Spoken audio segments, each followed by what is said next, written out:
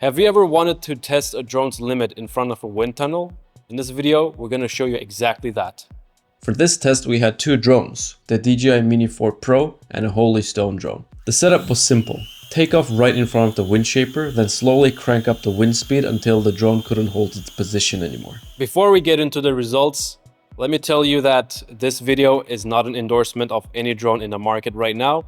We're just using whatever is available and we're just having fun with it. So let's get to the results. The DJI held up a lot better than the Holy Stone. It took significantly higher wind speeds before it started losing stability and getting pushed into the net. That said, the DJI wasn't without its complaints. It kept giving us a warning that it was in a high wind zone throughout the test. We also noticed something interesting as the trials went on. The more the battery drained, the sooner the drone would lose control and hit the net. It's a pretty clear reminder just how much your battery level can affect your drone's ability to handle tough conditions. The Holy Stone, on the other hand, didn't last as long. It could only handle low wind speeds, and even then, only for a short time before getting pushed into the net. Obviously, this test is not perfect.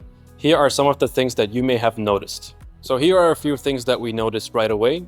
The two drones are manufactured differently. One of them has a better gyroscopic sensor in it, so it is able to balance itself automatically, while the other one you have to manually balance it, which makes it more difficult to control it under wind conditions.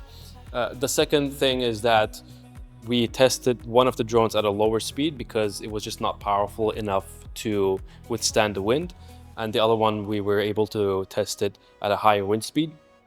And the third is that we didn't test in any gust or wind fluctuations. It was just in a single linear increase in wind speed. In reality, wind is often a lot more chaotic and has a lot more gust or shear wind involved. Thanks a lot for watching. Let us know in the comments what you want to see next. And other than that, we'll see you in the next video.